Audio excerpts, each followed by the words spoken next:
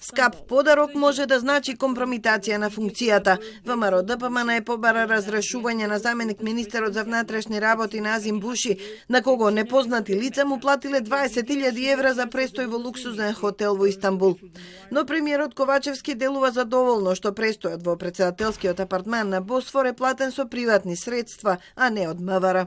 Кабинетот на претседателот на владата провери во Министерството за внатрешни работи немало функционер на кого што му е платено од државна сметка патување во странство, за кое што се известуваше, така да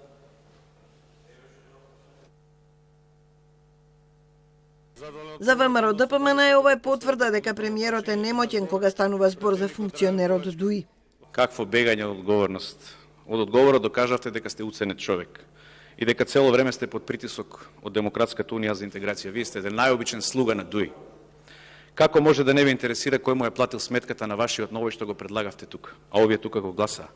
Како може да толерирате изјава во која ваш функционер од областа на безбедноста кажува дека не знае кој му ја платил сметката?